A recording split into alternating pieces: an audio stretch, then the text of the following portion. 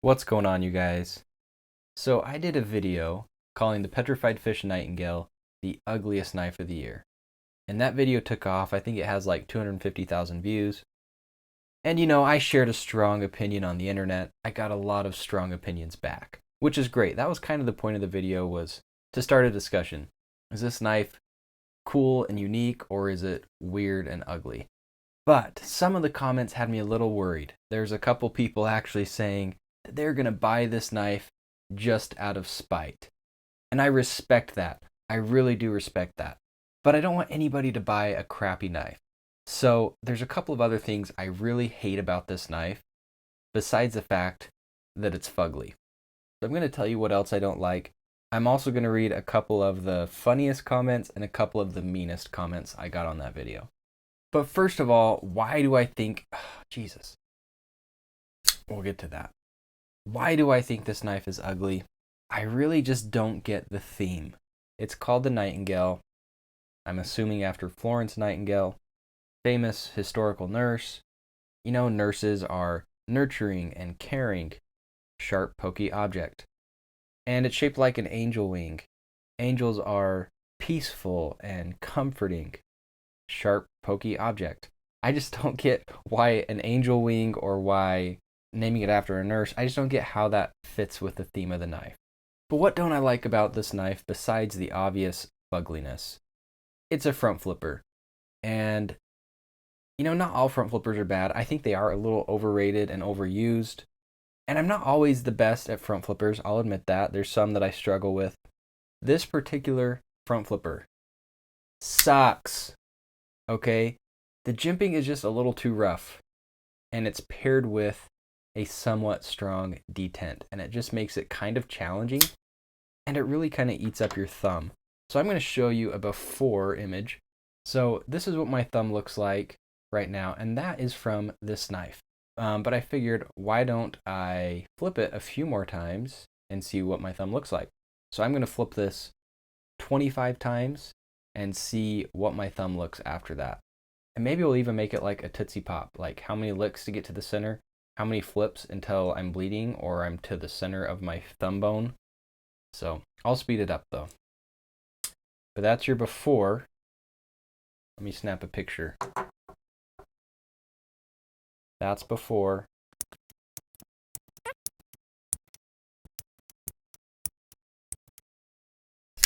I'm at 10. I'm going to stop at 10 and show you where I'm at right now. That's 10 flips. The things I do for you guys. Jesus. Oh. 11.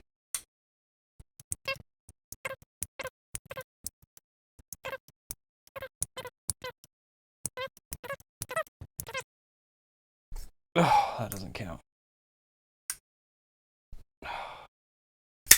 25. Got harder towards the end because all my skin was gone.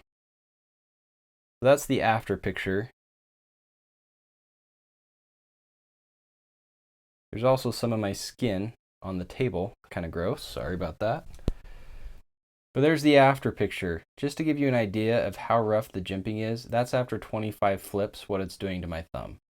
So obviously, this front flipper sucks. I don't think that's my technique, guys. I think that's just crappy jimping on a crappy front flipper on an ugly knife. I wonder how many flips it would take until I'm bleeding. I don't know. Now here's the other issue. Besides the fact that it's got a hard front flipper, there's not really a good alternative deployment method.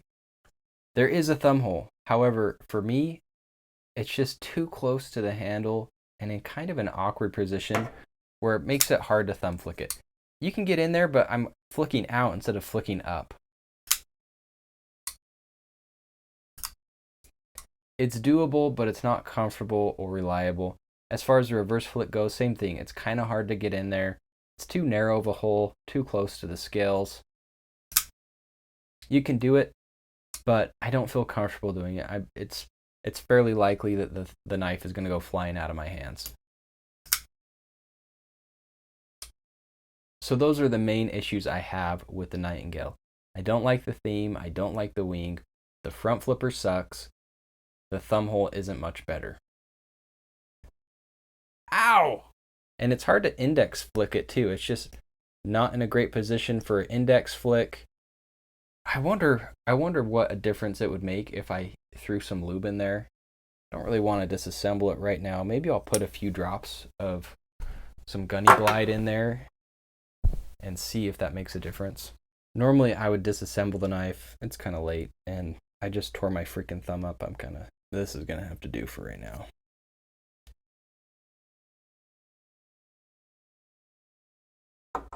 Look, there's some of my skin stuck on that jimping. That is so gross.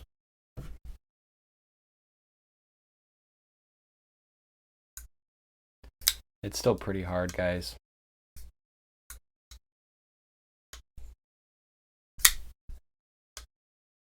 It's still pretty difficult. So is there anything I do like about the Nightingale? It's got good materials for a good price. Sandvik 14C is the blade steel. Caged bearings at the pivot. G10 ugly ass handle. And I think it's like 40 or 50 bucks. Let me look real quick. So on Amazon, it's 44 bucks. That's a pretty good deal for Sandvik 14C, especially these days with inflation. And I really like Petrified Fish. There's a lot of their other knives I do like, and even some of their front flippers that I've liked that haven't had this issue. If you want a Petrified Fish knife, get one of their other knives. They're so much better. The Beluga is good, the Mini Beluga, the regular Beluga, the Warrior, the Mini Warrior, the Scholar. The Scholar was a front flipper too, and that one was not nearly as difficult.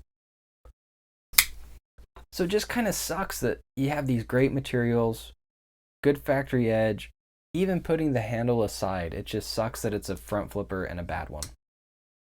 Okay, that's enough of that. All right, let's read the comments. Where are they? Okay. A comment I thought was kind of funny. In the video, I said I'm unilaterally declaring this the ugliest knife of the year. The comment says, I'm now unilaterally declaring that you are tripping balls. That's pretty funny. Next comment, I'm buying one just to spite you.